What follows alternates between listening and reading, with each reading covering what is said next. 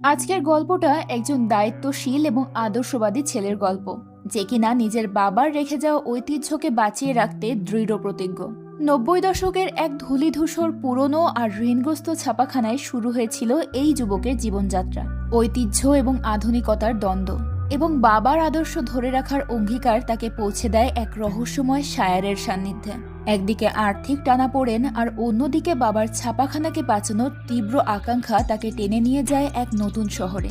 উদ্দেশ্য ছিল রহস্যময় ওই শায়ারের অপ্রকাশিত শায়ারি হাসিল করা, যেখানে শুরু হয় মিথ্যের আবরণে ঘেরা এক আবেগঘন সফর। বলছিলাম সম্প্রতি মুক্তিপ্রাপ্ত মুভি গুস্তাখ ইশকের কথা। আজকের গল্পে বিশেষ কোনো সাসপেন্স নেই আর না আছে কোনো অ্যাকশন, কিন্তু তবুও এই গল্পের প্রত্যেকটা মুহূর্ত আপনার মন ছুঁয়ে যাবে। কেন বলছি সেটা জানার জন্য পুরো গল্পটা আগে মন দিয়ে দেখতে হবে। তাই চলুন এখন আর কথা না বাড়িয়ে সরাসরি গল্পে চলে যাই। সময়টা ছিল 1998 সাল। পুরনো দিল্লির দারিয়াগঞ্জের এক সংকীর্ণ গলিতে থাকে রিজভি নামের এক যুবক। রিজভির পরিবার বলতে মা আর ছোট ভাই রিয়াজ ছাড়া আর কেউ নেই। বাবা গত হয়েছে বহু বছর আগে। একটা প্রিন্টিং প্রেস ছাড়া আর কিছুই রেখে যায়নি সন্তানদের জন্য। একটা সময় বেশ নামডাক ছিল এই প্রেসের। কত নামকরা শায়েরের শায়রি, কবির কবিতা আর লেখকের গল্প ছাপা হয়েছিল সেখানে। কিন্তু বাবার মৃত্যুর পর সেই প্রেসে নেমে এসেছে ঘোর অন্ধকার। এখন আর ভালো কোনো শায়ের কিংবা লেখক আসে না নিজের প্রতিভাগুলোকে কাগজে তুলে ধরতে, যার কারণে প্রায় বন্ধ হতে বসেছে বহু বছরের পুরনো এই প্রেস। ঋণ আর দারিদ্র্য গ্রাস করেছে তাদের সংসারটাকে, কিন্তু রিজভি হাল ছাড়েনি। সে এখনো স্বপ্ন দেখে তার বাবার প্রেসটাকে আবারও প্রাণবন্ত করে তুলবে। রিয়াজও তার ভাইয়ের সাথে মিলে বাঁচিয়ে রাখার চেষ্টা করছে বাবার রেখে যাওয়া এই একমাত্র প্রেসটা, কিন্তু তার চিন্তাভাবনা রিজভির থেকে একেবারেই আলাদা। একদিন রিয়াজ ফারুকি নামের একজন লেখককে নিয়ে আসে, যাতে তার লেখা ছাপিয়ে প্রেস হারানো জৌলুস ফিরিয়ে আনতে পারে। ফারুকি নিজের লেখা রিজভি এবং রিয়াজকে পড়ে শোনায়। তার গল্প রিয়াজের ভীষণ পছন্দ হয়, কিন্তু গল্পগুলো ছিল একটু ডাবল মিনিং আর এডাল্ট টাইপের। তাই রিজভি এই ধরনের লেখা তার প্রেসে প্রিন্ট করতে রাজি হয় না। এতে ফারুকি একটু অপমানিত হয় এবং রাগ করে চলে যেতে শুরু করে। রিয়াজ তাকে বাধা দেওয়ার চেষ্টা করে, কারণ তাদের আর্থিক অবস্থা এখন একেবারেই ভালো না। সে চাচ্ছিল যেভাবেই হোক প্রেসটা চালু থাক, কিন্তু রিজভির এক কথা, বাবার প্রেসে সে এই সমস্ত নিম্নমানের লেখা প্রিন্ট করবে না। তখন ফারুকি রেগে গিয়ে বলে, বাবার মতোই অহংকারী হয়েছ তুমি। তোমার বাবার এই অহংকারই তাকে ডুবিয়েছিল, আর তোমাকেও ধ্বংস করবে তোমার এই অহংকার। ফারুকের চিৎকার চেঁচামেচি শুনে রিজভির মা বাইরে বেরিয়ে আসে।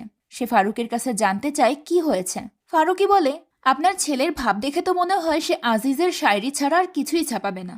নামটা শুনে রিজভি ভাবতে থাকে, এই আজিজটা আবার কে? তার উপর ফারুকের কেন এত ক্ষোভ? রিজভি তার মায়ের কাছে জানতে চায় আজিজ কে। রিজভির মা তখন বিষণ্ণ মনে বলে, কেউ না। কিন্তু মায়ের জবাব দেওয়ার ধরন দেখে রিজভি বুঝে যায় আজিজ অবশ্যই এমন কেউ যে তাদের জীবনের সঙ্গে কোনো না কোনোভাবে জড়িয়ে আছে। এতে রিজভির কৌতূহল আরো বেড়ে যায়। যেহেতু রিজভির মা এই ব্যাপারে কিছু বলছে না, তাই রিজভির বাবার পুরনো বান্ধবী ফাতেমার কাছে যায় সে। রিজভি ধারণা করে যেহেতু ফাতেমা রিজভির বাবার অনেক ভালো বন্ধু, তাই সে অবশ্যই জানবে আজিজের ব্যাপারে। আর তার ধারণা একদম ঠিক। আজিজের নাম শুনতেই ফাতিমা অবাক হয়ে বলে, এই নাম কোথায় শুনলে তুমি? এরপর ফাতিমা জানায় রিজভির বাবা এবং আজিজ একটা সময় অনেক ভালো বন্ধু ছিল। আজিজ ছিল পুরনো দিল্লির নব্য শায়ার। খুব অল্প সময়ের মধ্যেই জনপ্রিয়তার শিখরে পৌঁছে গিয়েছিল সে। ভক্তরা তার শায়েরি শোনার জন্য উন্মুখ হয়ে বসে থাকত। কিন্তু হঠাৎ করেই একদিন আজিজ কাউকে কিছু না বলে দিল্লি ছেড়ে চলে যায়। আর শুধু তাই নয়, লেখালেখিও বন্ধ করে দেয়। আজিজ এখন কোথায় আছে সেটা কেউ জানে না। তবে ফাতিমার কাছে আজিজের একটা ফোন নাম্বার আছে। তবে সেটাতে কল করলেও আজিজ কখনোই কল রিসিভ করে না। তবুও সে নাম্বারটা রিজভিকে দেয় এবং চেষ্টা করে দেখতে বলে আজিজ কল রিসিভ করে কিনা। নাম্বারটা পেয়ে রিজভি অনেক খুশি হয়। এরপর সে বাসায় ফিরলে রিয়াজ তাকে কটাক্ষ করে অনেক কথা শুনিয়ে দেয়। রিয়াজ তার মাকে উদ্দেশ্য করে বলে, ঘরে খাবার নেই, 3 মাস ধরে বিদ্যুৎ বিল বাকি। কত কষ্ট করে একজন ক্লায়েন্ট জোগাড় করেছিলাম, কিন্তু তোমার ছেলের সেসব পছন্দ হয় না। তাকে তো বাবার মতো মহান হতে হবে। রিজভি বলে, দেখ, তুই যেমন চাস আমরা ভালোভাবে জীবনযাপন করি, তেমনি আমিও চাই। একটা না একটা ব্যবস্থা ঠিক করে ফেলবো। এরপর রিজভি খাবার খেতে বসলে রিয়াজ আবারও কটাক্ষ করে বলে, 2 দিন পর প্রেস বন্ধ হয়ে যাবে। গলা দিয়ে কিভাবে খাবার নামছে তোমার? ভাইয়ের কথায় রিজভি অনেক কষ্ট পায়। সারা রাত জেগে সে ভাবতে থাকে কিভাবে বাঁচাবে বাবার রেখে যাওয়া এই প্রিন্টিং প্রেস। পরের দিন রিজভি ফাতেমার দেওয়া ওই নাম্বারে কল করে। কলটা রিসিভ করে একটা মেয়ে। রিজভি তাকে নিজের নাম বলে এবং জানায় সে আজিজের সঙ্গে কথা বলতে চায়। মেয়েটা কারণ জানতে চাইলে রিজভি বলে, আমি আজিজ সাহেবের অনেক বড় ভক্ত, তাই শায়েরি পড়ে পাগল হয়ে গেছি, একবার তার সঙ্গে কথা বলতে চাই। মেয়েটা রিজভিকে একটা অ্যাড্রেস দেয় এবং সকাল সকাল সেখানে চলে আসতে বলে। সেই সাথে আরও বলে দেয় যে সে যেন আসার সময় অবশ্যই কালো শেরওয়ানি পরে আসে। কালো শেরওয়ানি কেন পরতে হবে বুঝতে পারে না রিজভি। সে মেয়েটাকে এই ব্যাপারে জিজ্ঞেস করতেই যাবে, কিন্তু তার আগেই মেয়েটা ফোন কেটে দেয়। মেয়েটা রিজভিকে পাঞ্জাবের মালার কোটলার অ্যাড্রেস দিয়েছিল। রিজভি সিদ্ধান্ত নেয় সে মালার কোটলা যাবে, কিন্তু রিজভির কাছে তো কোনো কালো শেরওয়ানি নেই। তাই সে তার এক উকিল বন্ধুর কাছ থেকে একটা কালো কোট ধার নেয়। রিজভির কাছে কোনো টাকা পয়সাও ছিল না, তাই তার বন্ধু তাকে কিছু টাকাও ধার দেয়। এরপর সে সোজা চলে যায় পাঞ্জাবে। মেয়েটা রিজভিকে যেখানে অপেক্ষা করতে বলেছিল রিজভি সেখানে দাঁড়িয়েই অপেক্ষা করতে থাকে। কিছুক্ষণের মধ্যেই মেয়েটা চলে আসে। তার নাম মিন্নি। সে রিজভিকে দেখে চিনতে পারে গতকাল এই ব্যক্তির সঙ্গেই সে কথা বলেছে। রিজভি তখন মিন্নিকে জানায় সে আজিজের শায়রি ছাপাতে চায়। মিন্নি বলে আজিজ এখন শায়রি লেখা বন্ধ করে দিয়েছেন, সে আর কখনো শায়রি লিখবে না, ছাপানো তো অনেক দূরের কথা। রিজভি তখন অবাক হয়ে বলে, এই কথাটা তো আপনি আমাকে ফোনেও বলতে পারতেন। মিন্নি বলে, ফোনে বললে কি আপনি আমার কথা মেনে নিতেন? বারবার কল করে বিরক্ত করতেন। তাছাড়া আজিজ সাহেব প্রেসের লোকজনদেরকে একদমই পছন্দ করে না। সে যদি জানতে পারে বাড়িতে প্রেসের লোক কল করেছে অনেক ঝামেলা হয়ে যেত, তাই আপনাকে ডেকে এনেছি। এই বাহানায় আমাদের এলাকাটাও আপনাদের দেখা হয়ে গেল। এই কথা বলেই মিন্নি সেখান থেকে চলে যায়। তার আচরণ দেখে ভীষণ অবাক হয় রিজভি। মিন্নিকে তার বেশ অদ্ভুত লাগে, তবে তার থেকেও বেশি অদ্ভুত লাগে মিন্নির বলা কথাগুলো। সে বিশ্বাসই করতে পারে না আজিজের মতো একজন বড় মাপের শায়ার লেখালেখি বন্ধ করে দিয়েছে। রিজভির মনে পড়ে তার বাবা সবসময় তাকে বলতো, মাছ সাঁতার কাটা ভুলতে পারে কিন্তু একজন শায়ার কখনো লিখতে ভোলে না। তাই রিজভি সিদ্ধান্ত নেয় সে সরাসরি আজিজের সঙ্গেই দেখা করবে। অ্যাড্রেস খুঁজতে খুঁজতে রিজভি আজিজের দোকানে পৌঁছে যায়। সে এখন একটা ঘড়ির দোকান চালায়। সেখানে গিয়ে রিজভি দেখতে পায় আজিজ লেখালেখি করছে। রিজভি অবাক হয়ে বলে, আরে আপনি তো এখনো লেখেন। আজিজ বলে, এটাই তো আমার বদ অভ্যাস, লেখাটা ছাড়তে পারিনি। আজিজ রিজভিকে বলে, আপনার পোশাক দেখে মনে হচ্ছে আপনি একজন উকিল। রিজভি হেসে বলে, আমার পোশাকটাই শুধু উকিলের মতো, আমি উকিল না। তবে রিজভি এখানে নিজের আসল পরিচয়টা, অর্থাৎ সে যে প্রিন্টিং প্রেসে কাজ করে সেটাও গোপন করে রাখে, কারণ মিন্নি বলেছিল আজিজ প্রেসের লোকেদেরকে পছন্দ করে না। রিজভি আজিজের সামনে নিজেকে তার একজন বড় ভক্ত হিসেবে তুলে ধরে। রিজভির কথাবার্তা আজিজের অনেক ভালো লাগে, তাই সে রিজভিকে চায়ের দাওয়াত দেয় এবং নিজের বাড়িতে নিয়ে যায়। চা খেতে খেতে রিজভি আজিজকে জিজ্ঞেস করে, আপনি নিজের লেখা ছাপান না কেন? আজিজ বলে, আমার শায়রি চাঁদের মতো, আর আমি হচ্ছি রাত। রাত যদি চাঁদকে বিক্রি করে দেয় তাহলে তো অমাবস্যার অন্ধকারে ডুবে থাকবে প্রতিটা রাত। অর্থাৎ আজিজ তার সম্পদ এবং লেখনী নিজের কাছে যত্ন করে রাখতেই ভালোবাসে, টাকার বিনিময়ে সেগুলো বিক্রি করতে চায় না। কথায় কথায় আজিজ রিজভির কাছে জানতে চায় যে সে এখানে কেন এসেছে। রিজভি বলে, আমি আপনার অনেক বড় ভক্ত, আপনার শিষ্য হতে চাই, আমি আপনার কাছ থেকে শায়রি লেখা শিখতে চাই। রিজভি আজিজকে ওস্তাদ বলে সম্বোধন করে। আজিজও রিজভিকে শায়রি শেখাতে রাজি হয়ে যায়। এরই মাঝে মিন্নি সেখানে চলে আসে। আজিজ তখন রিজভির সঙ্গে মিন্নির পরিচয় করিয়ে দেয়। মিন্নি হলো আজিজের একমাত্র মেয়ে। মিন্নি রিজভিকে দেখে অনেক অবাক হয়। সে কল্পনাও করতে পারেনি রিজভি বাড়ি পর্যন্ত পৌঁছে যাবে। তবে সে এটা তার বাবাকে বুঝতে দেয় না যে সে নিজেই রিজভিকে পাঞ্জাবে ডেকে এনেছে। এরপর আজিজ রিজভিকে বলে, আমি সাধারণত অপরিচিত মানুষের সঙ্গে কথা বলতে পছন্দ করি না, কিন্তু তোমার সাথে কথা বলছি তোমার কালো পোশাক দেখে। কিছু মনে করো না আমি তোমাকে তুমি করে বললাম। আমার বিশ্বাস যারা কালো পোশাক পরতে পছন্দ করে তাদের মনটা অনেক পরিষ্কার থাকে। অর্থাৎ এই কালো পোশাকের জন্যই রিজভি আজিজের এত কাছাকাছি আসতে পেরেছে। তখন রিজভি বুঝতে পারে মিন্নি তাকে কেন কালো শেরওয়ানি পরে আসতে বলেছিল। মিন্নি চা নিয়ে আসার জন্য কিচেনে গেলে দেখতে পায় তাদের কাজের লোক এক্সপেন্সিভ একটা সেট বের করেছে। এটা দেখে মিন্নি বিরক্ত হয়ে বলে, সে কি কোনো বড় মাপের চিফ গেস্ট নাকি, তার জন্য এত দামি কাপ বের করতে হবে? এরপর মিন্নি কাপ চেঞ্জ করে সাধারণ কাপে চা নিয়ে আসলে দেখতে পায় রিজভি চলে গেছে। আজিজ জানায় রিজভি আজকের মতো চলে গেছে, কিন্তু কাল থেকে রেগুলার আসবে। কাল থেকে সে আমার কাছে শায়রি করা শিখবে, সে আমার শিষ্য হতে চায়। মিন্নি ভালোভাবেই বুঝতে পারে রিজভি আজিজকে মিথ্যে বলে তার সঙ্গে ভালো সম্পর্ক তৈরি করার চেষ্টা করছে, কিন্তু সে আজিজকে সত্যিটা জানায় না। এদিকে রিজভি সিদ্ধান্ত নিয়েছে আজিজের বাড়ির আশেপাশেই কোনো হোটেলে কিছুদিন থাকবে। সে আজিজের অ্যাসিস্ট্যান্ট অ্যাটাচিকে জিজ্ঞেস করে, আশেপাশের সস্তায় কোনো থাকার জায়গা পাওয়া যাবে? অ্যাটাচি এক বৃদ্ধা মহিলার লজে তাকে নিয়ে যায়, আর সেখানেই থাকার ব্যবস্থা করে দেয় রিজভির। অন্যদিকে সকাল হতেই আজিজের হাতে একটা লেটার এসে পৌঁছায়। আজিজ লেটারটা মিন্নিকে দেখিয়ে বলে সে মিন্নির জন্য অমৃতসরের একটা স্কুলে জবের অ্যাপ্লিকেশন করেছিল, সেটারই অ্যাপয়েন্টমেন্ট লেটার এসেছে। মিন্নি বলে, কেন আমাকে জিজ্ঞেস না করে বারবার অ্যাপ্লিকেশন ফর্ম পূরণ করো? আমি দূরে চলে গেলে কি তুমি আমার সঙ্গে যাবে? এই বাড়ি ছেড়ে থাকতে পারবে অন্য কোথাও? তখন আজিজ নিজের হাতের রেখা দেখিয়ে বলে, আমার আয়ু রেখা তো ছোট হয়ে গেছে, আমি আর কয়দিনই বা বাঁচব। তুই বরং নিজের মনের মতো কাউকে খুঁজে নে। মিন্নি বলে, মনের মতো একজনকে তো খুঁজে নিয়েছিলাম, শেষ পর্যন্ত সে তো আর আমার মনের মতো থাকলো না। এখানে আমরা বুঝতে পারি মিন্নি অতীতে কোনো সম্পর্কে জড়িয়েছিল, যে সম্পর্কটা আর টেকেনি। এদিকে রিজভি বাড়ি থেকে এসেছে 2 দিন হয়ে গেছে। বাড়িতে সে কাউকেই কিছু বলে আসেনি। 2 দিন পর সে রিয়াজকে কল করে জানায় সে পাঞ্জাবে চলে এসেছে। রিয়াজ কারণ জানতে চাইলে রিজভি বলে, আমি এখানে আজিজের কাছে এসেছি। রিয়াজ আজিজকে চিনতে পারে না। তখন রিজভি বলে, ভুলে গেলি ফারুকি যে একজন ফেমাস শায়েরের কথা বলেছিল? আমি সেই শায়েরের বাড়িতে এসেছি। এই শায়েরের শায়েরি আমি ছাপাবো আমার প্রেসে। এরপর রিজভি সেখানকার দরগায় যায়। মিন্নিও ওই সময় দরগায় গিয়েছিল। রিজভি মিন্নিকে জিজ্ঞেস করে, আপনি তো বলেছিলেন আপনার বাবা লেখালেখি বন্ধ করে দিয়েছে, উনি তো এখনো চমৎকার শায়েরি লেখে। মিন্নি বলে, হ্যাঁ, বাবা এখনো লেখে, কিন্তু সেগুলো কখনো ছাপায় না। এরপর মিন্নি বলে, আমার বাবার কাছে যারাই আসে কোনো না কোনো উদ্দেশ্যে আছে। সবাই কিছু না কিছু নেওয়ার জন্যই আসে, যেমন আপনিও কিছু না কিছু নেওয়ার উদ্দেশ্যে এসেছেন। কিন্তু আমার বাবার কোনো জিনিসের প্রতি কোনো আকর্ষণ নেই, না টাকা পয়সা, না ধন সম্পদ, আর না জনপ্রিয়তা। এই কারণেই বাবা কখনো নিজের শায়েরি বিক্রি করে না। এখন পর্যন্ত রিজভি মিন্নির নামই জানতো না। সে মিন্নির কাছে তার নাম জানতে চায়। মিন্নি জবাব দেওয়ার আগেই দরগায় আসা এক মহিলা মিন্নিকে নাম ধরে ডাকে। তখন রিজভি অবাক হয়ে বলে, আপনার নাম মিন্নি? মিন্নি বলে, এটা আমার ডাক নাম, আমার পুরো নাম মান্নাত আলী বেগ। নাম বলেই মিন্নি দ্রুত সেখান থেকে চলে যায়। এরপর রিজভি ও আজিজের সঙ্গে দেখা করতে যায়। আজিজ রিজভিকে একটা উর্দু শেখার বই দেয়, কারণ তার মতো উর্দু শায়েরি লিখতে হলে আগে উর্দুটা তো ভালোভাবে জানতে হবে। বইটা রিজভিকে দেওয়ার সময় আজিজ একটু আফসোস করে বলে, আগে অনেক ছেলে মেয়ে আমার কাছে উর্দু শেখার জন্য আসতো, তাদের শিখিয়ে আমার ভালোও লাগতো, আর এই সুযোগে কিছু টাকা পয়সাও কামানো হতো। কিন্তু এখন শহরের অলিতে গলিতে অসংখ্য স্কুল তৈরি হয়েছে, এখন আর কেউ উর্দু শেখার জন্য আমার কাছে আসে না। এরপর আজিজ বইটা ভালোভাবে আয়ত্ত করতে বলে রিজভিকে, কারণ শুধু শায়েরি নয়, জীবনে কখনো প্রেমে পড়লে ভালোবাসার আদান প্রদান করার জন্যও এই শব্দগুলো প্রয়োজন হবে। রিজভি বইটা নিয়ে লজে ফিরে যায়। এরপর রাত জেগে জেগে আয়ত্ত করতে থাকে উর্দু শব্দগুলো। সে বেশ কঠিন কঠিন কিছু শব্দ আয়ত্ত করার চেষ্টা করছিল, যেগুলো ভালোবাসার সঙ্গে সম্পর্কিত। লজের ওনার এসব দেখে বিরক্ত হয়ে বলে, এভাবে মুখস্থ করে কি ভালোবাসা হয় নাকি?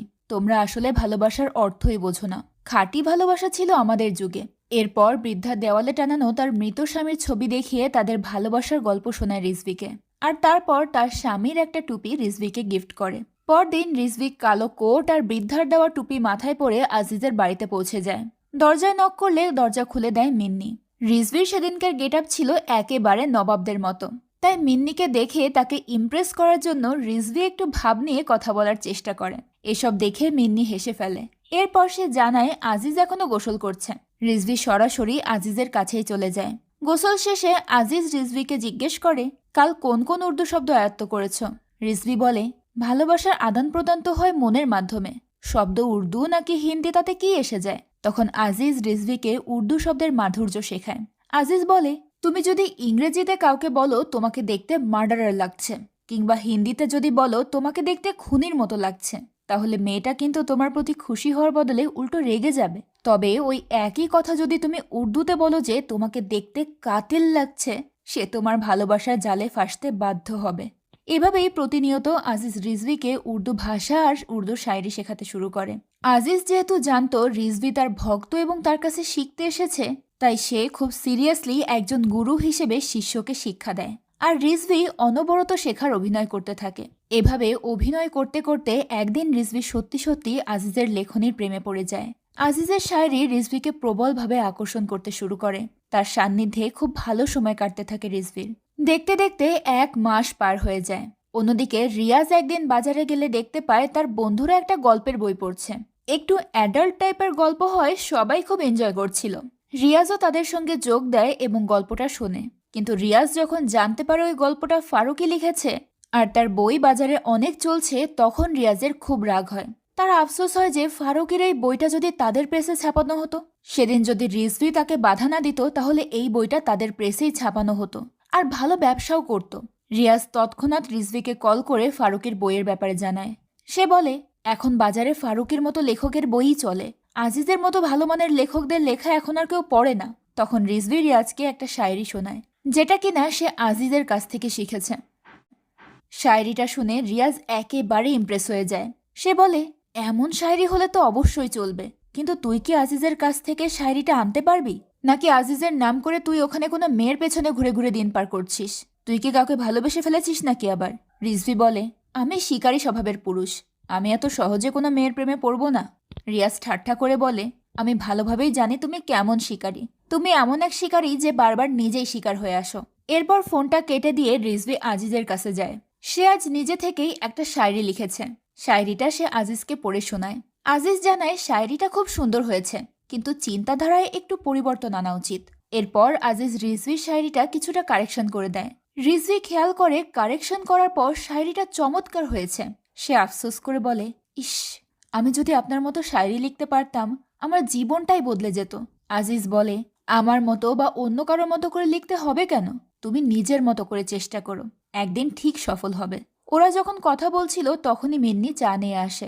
আজিজ রিজভিকে চা নিতে বললে রিজভি একটু মজা করে বলে, চায়ে কিছু মেশানো না থাকলে অবশ্যই খেতে পারি। আসলে মিন্নি সব সময় রাগী আর সিরিয়াস মুডে থাকে, এই কারণে রিজভি মজা করে কথাটা বলেছে। রিজভির কথা শুনে আজিজ বলে, আমার মেয়েটা আগে এরকম ছিল না। ওর হাসি ছিল কানের দোলের ঝংকারের মতো, হাসলে ওর গালে খুব সুন্দর একটা টোল পড়ে। কিন্তু আমার মেয়েটা এখন আর হাসে না, ওর হৃদয় ভেঙে গেছে, তাই এখনো হাসতেও ভুলে গেছে। লোকে বলে মন ভেঙে গেলে মানুষ পুরোপুরি ভেঙে যায়, কথাটা আসলেই সত্যি। রিজভি চা খেতে খেতে মিন্নির দিকে তাকায়। মিন্নি তখন পাশের রুমে বসে মনোযোগ দিয়ে কিছু একটা সেলাই করছিল। সে যখন প্রথমবার মিন্নিকে দেখেছিল তখনই মিন্নিকে প্রচণ্ড রকম ভালো লেগে গিয়েছিল তার। কিন্তু আজ মিন্নির শান্ত চেহারার দিকে তাকিয়ে গভীরভাবে মিন্নির প্রেমে পড়ে যায় রিজভি। পরদিন সকালে মিন্নি বাজারে গেলে রিজভিও তার পিছে পিছে যায়। সে মিন্নির কাছ থেকে বাজারের ব্যাগটা নিয়ে নেয়। এরপর তারা একসঙ্গে বাড়ি ফেরে। ফেরার সময় মিন্নি রিজভিকে বলে, বাবার সাথে এত খাতির জমানোর প্রয়োজন নেই।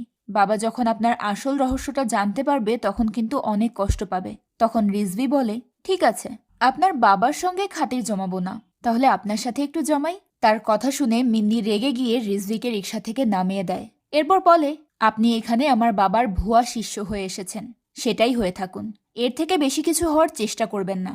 রিজভি হয়তো ভেবেছিল মিন্নির মন পাওয়া খুব বেশি কঠিন হবে না, কিন্তু এখানে রিজভি মিন্নিকে প্রপোজ করার আগেই মিন্নি খুব কঠোরভাবে রিজেক্ট করে দেয় রিজভিকে। এরপর বেচারা আবার চলে যায় আজিজের কাছে।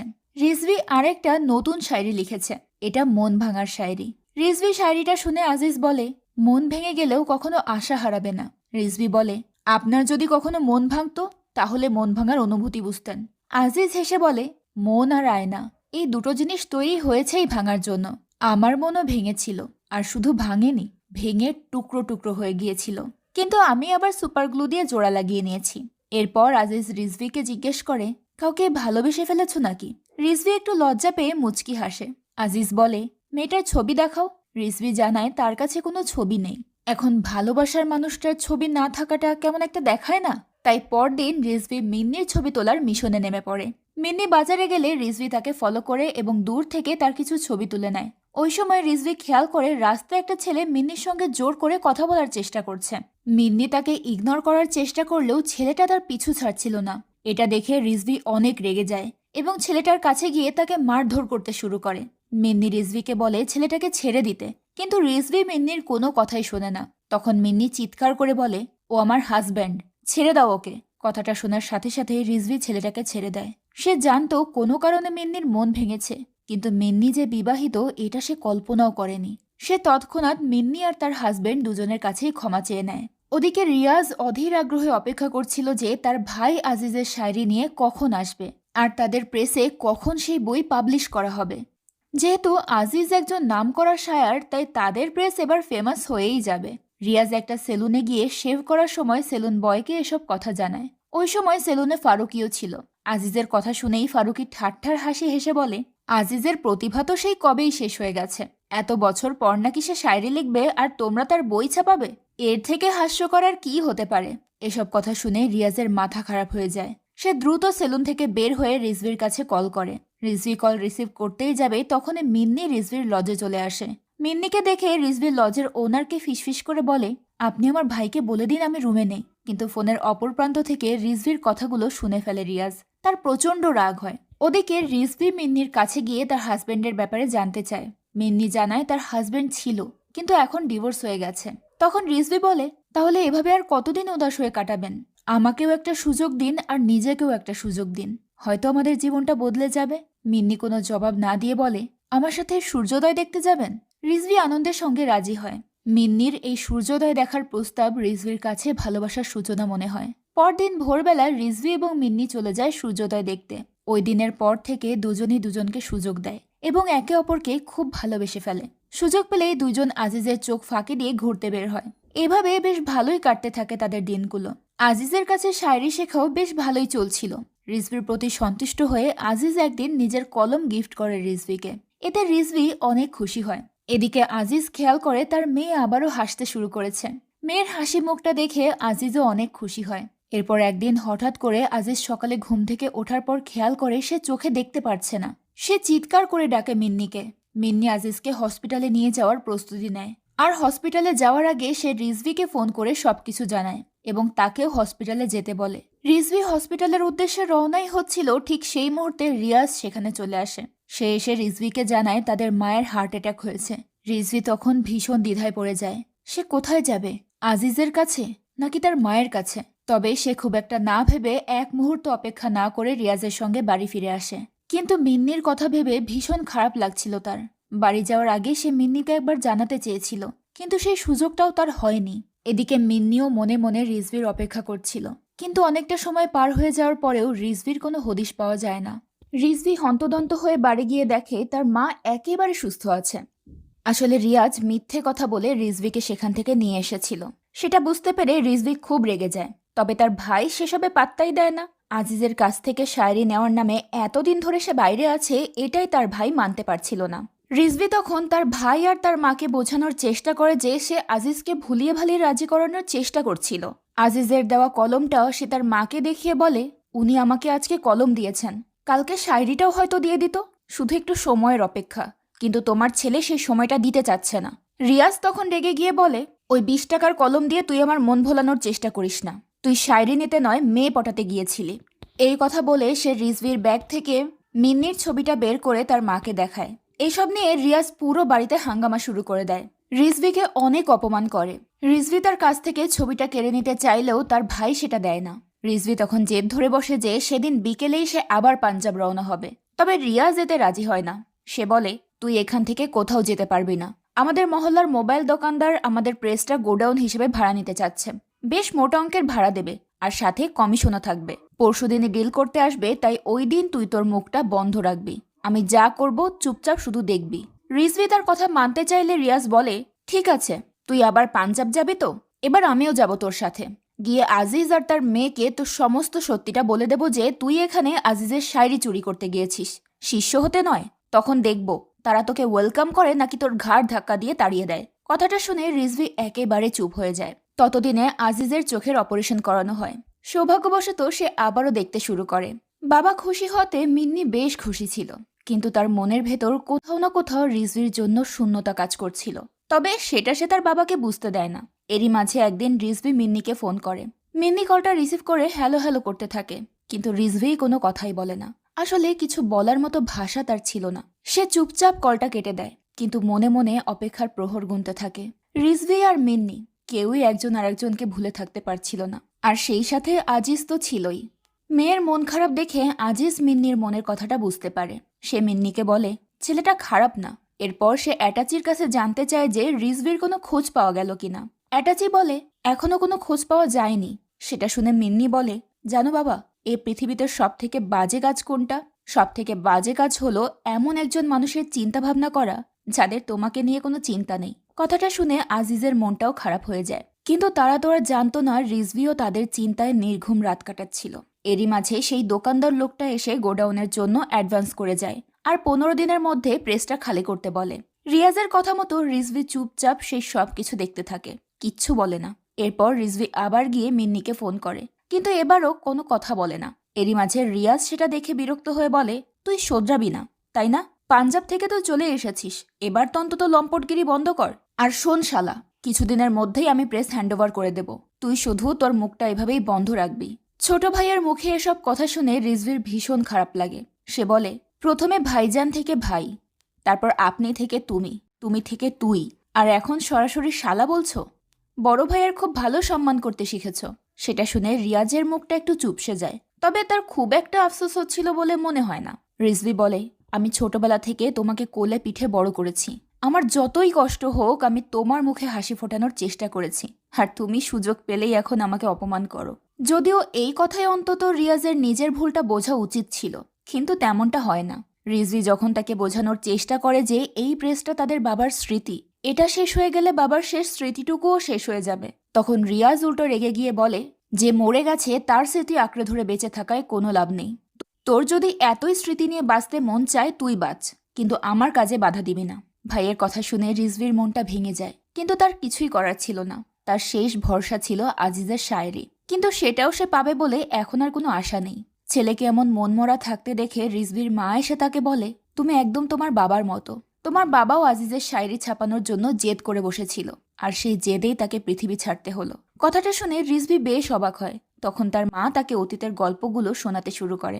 আজিজ এবং রিজভির বাবা খুব ভালো বন্ধু ছিল। আজিজের প্রত্যেকটা আসরে সব থেকে জোরে যে হাততালির আওয়াজ শোনা যেত সেটা ছিল রিজভির বাবার। বন্ধু হওয়ার পাশাপাশি আজিজের শায়েরির অনেক বড় ফ্যান ছিল সে।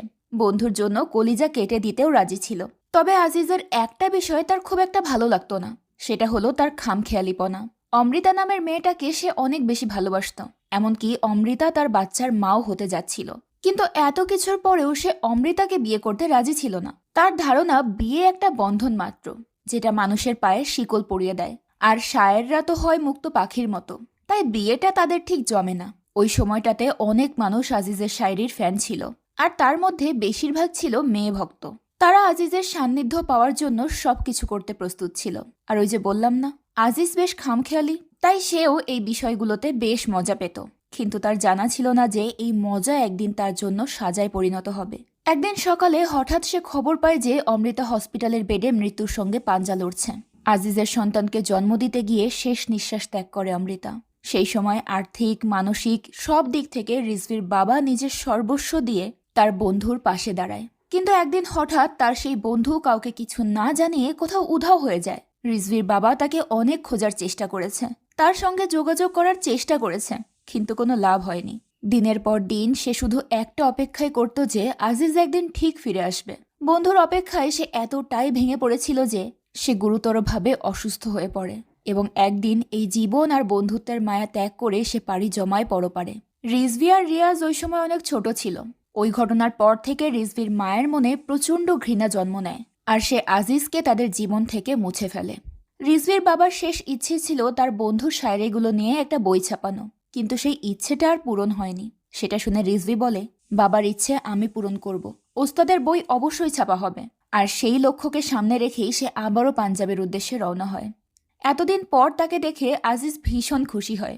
সে রিজভিকে বলে, এভাবে কখনো ছেড়ে যেও না, ভীষণ কষ্ট হয়। কথাটা শুনে রিজভিও একটু আপসেট হয়ে যায়, তবে পরক্ষণেই সে নিজেকে সামলে আজিজকে ইনিয়ে বিনিয়ে বই ছাপানোর জন্য রাজি করানোর চেষ্টা করে, কিন্তু আজিজ কোনো মতেই তাতে রাজি হয় না। এরপর রিজভির দেখা হয় অ্যাটাচির সঙ্গে। রিজভি ফিরে আসাতে সেও অনেক খুশি ছিল। সে কথায় কথায় রিজভিকে জানায় যে সেও এর মাঝে একটা মেয়ে পটিয়ে ফেলেছে। অবশ্য সে পটায়নি, মেয়েটাই তাকে পটিয়েছে। রিজভি তখন মজা করে জিজ্ঞেস করে, তা বিয়ের সুসংবাদটা কখন পাবো? তখন অ্যাটাচির মুখটা একটু ফ্যাকাশে হয়ে যায়। সে মেয়েটাকে অনেক ভালোবাসে, কিন্তু তাকে বিয়ে করাটা অ্যাটাচির পক্ষে সম্ভব নয়, কারণ তার বিয়ে হয়ে গেলে তো সে সবসময় আজিজ ওস্তাদের এভাবে খেয়াল রাখতে পারবে না। তাদের কথার মাঝেই মিন্নি চলে আসায় রিজভি আর কিছু বলার সুযোগ পায় না। এদিকে রিয়াজ যখন জানতে পারে যে রিজভি আবারও পাঞ্জাবে গেছে, সে ভীষণ ক্ষেপে যায়। সে তার মাকে তার ভাইকে নিয়ে আজে বাজে কথা বলতে শুরু করে, কিন্তু তার মা সেটার কোনো প্রতিবাদ করে না, কারণ সে জানতো ছোট ছেলে অনেক আগেই তার হাত থেকে বেরিয়ে গেছে। এখন প্রতিবাদ করলে আরো বিষয়টা খারাপের দিকে যাবে। ওদিকে রিজভি ফিরে আসার পরেও মিন্নি তার উপর ভীষণ অভিমান করেছিল। সে রিজভিকে জিজ্ঞেস করে, চলে গিয়েছিলে কেন? রিজভি বলে, ছোট ভাই হাঙ্গামা শুরু করে দিয়েছিল, তাই যেতে হয়েছিল। মিন্নি তখন আবারও জিজ্ঞেস করে, তাহলে ফিরে এলে কেন? রিজভি উত্তর দেয়, মন হাঙ্গামা শুরু করে দিয়েছিল, তাই ফিরে এলাম। আমি একটু মিথ্যুক হতে পারি, কিন্তু ধোঁকাবাজ নয়। তবে তুমি তো এর মাঝে আমার সত্যিটা বাবাকে জানিয়ে দিতে পারতে, সেটা বলনি কেন? তখন মিন্নি বলে, এখানে আমার বাবাকে সেভাবে কেউ চেনে না। যারা চেনে তারা নিতান্তই একজন সাধারণ মানুষ হিসেবে চেনে। আজ পর্যন্ত বাবার সঙ্গে যারা দেখা করতে এসেছে তারা শুধুমাত্র তার কাছ থেকে কিছু না কিছু নেওয়ার উদ্দেশ্যতেই এসেছে, কিন্তু তুমি প্রথম যে কিনা সত্যিকার অর্থে বাবার শিষ্য হতে পেরেছ। তুমি তাকে একটা সাধারণ মানুষ হিসেবে নয় বরং শায়ের হিসেবে চিনেছ, তাকে সম্মান করেছ। সেটা শুনে রিজভি বেশ খুশি হয়ে যায়। তবে মিন্নির অভিমান তখনও পুরোপুরি কমেনি। রিজভি তখন তাকে জিজ্ঞেস করে, কি করলে তোমার রাগ ভাঙবে, আর কি করলে আমি তোমার বিশ্বাসটা আবার ফেরত পাবো বলো। মিন্নি বলে, এভাবে যদি বারবার চলে যেতে থাকো তাহলে আমার বিশ্বাসও হারাতে থাকবে। রিজভি তখন তাকে আশ্বস্ত করে যে সে আর কখনোই তাকে ছেড়ে যাবে না। এরপর আজিজের রিকোয়েস্টে তারা সবাই মিলে ফ্যামিলি ফটোগ্রাফি করাতে যায়। আজিজ রিজভিকেও তাদের ফটোতে আসতে বলে, কিন্তু রিজভি বলে, ওস্তাদ এটা তো আপনাদের ফ্যামিলি ফটো, এর মধ্যে আমি কি করে যাব। সেটা শুনে আজিজ একটু মিষ্টি রাগ দেখিয়ে বলে, খালি ওস্তাদ ওস্তাদ করো কেন সব সময়? বাবা বলে ডাকতে কি খুব কষ্ট হয় নাকি? রিজভি তখন একটু লজ্জা পেয়ে ছবি তুলতে গিয়ে দাঁড়ায়। সবাই অনেক খুশি ছিল। সেই সুযোগে রিজভি আবারও আজিজকে বই ছাপানোর জন্য রাজি করানোর চেষ্টা করে, আর এবার মিন্নিও তাকে এই কাজে সাহায্য করে। কিন্তু দুঃখের বিষয়, দুজন মিলে চেষ্টা করেও আজিজকে রাজি করাতে পারে না। সে বলে, আমার শায়রিগুলো সবার জন্য নয়, তাছাড়া সব শায়ারকেই যে ফেমাস হতে হবে এর কোনো মানে নেই। আমি ফেমাস হতে চাই না। রিজভিও তখন আর কিছু বলতে পারে না, কিন্তু সে মনে প্রাণে চাচ্ছিল কোনোভাবে আজিজকে রাজি করিয়ে তার বইটা ছাপাতে, কারণ এটা শুধু তার নয়, তার বাবারও শেষ ইচ্ছে ছিল। এসব নিয়ে রিজভির মনটা খুব খারাপ থাকতে শুরু করে। সেটা দেখে একদিন আজিজ বলে, এখান থেকে বেশ কিছু দূরে একটা পবিত্র দিঘি আছে, শুনেছি সেখানে মনের ইচ্ছে বলে কয়েন ছুড়লে মনের ইচ্ছে পূরণ হয়ে যায়, হয়তো একবার সেখানে যাওয়া উচিত। এই কথা শুনে রিজভিও দিঘিতে যাওয়ার ইচ্ছে পোষণ করে। এরপর সে কথায় কথায় আজিজকে বলে, জানেন আমি যখন ছোট ছিলাম তখনই আমার বাবা মারা গেছে, তাই আমি কখনো বাবার আদর পাইনি, কিন্তু এখন আপনাকে দেখলে মনে হয় আমি বাবার সান্নিধ্যে আছি। কথাটা শুনে ইমোশনাল হয়ে আজিজ তার সবচেয়ে পছন্দের ঘড়িটা রিজভিকে গিফট করে দেয়, আর তাকে বলে, এটা সবসময় তোমার কাছে রেখো। রিজভি আজিজকে অনেক ভালোবাসত, তাকে অনেক সম্মানও করত, কিন্তু নিজের বাবার শেষ ইচ্ছে পূরণ আর মিন্নির মুখে হাসি ফোটানোর জন্য আজিজের শায়রির বইটা ছাপানো জরুরি ছিল। তাই সে এমন একটা সিদ্ধান্ত নেয় যাতে হয়তো আজিজ অনেক কষ্ট পাবে, কিন্তু তার কিছুই করার ছিল না। এখন সেই সিদ্ধান্তটা কি সেটা জানার জন্য আমাদের একটু অপেক্ষা করতে হবে। পরদিন সবাই মিলে ওই দিঘির উদ্দেশ্যে রওনা হয়ে যায়। আজিজ জানতো না যে তাকে কোথায় নিয়ে যাওয়া হচ্ছে, তবে এতদিন পর বাড়ি থেকে বেরিয়ে তার বেশ ভালোই লাগছিল।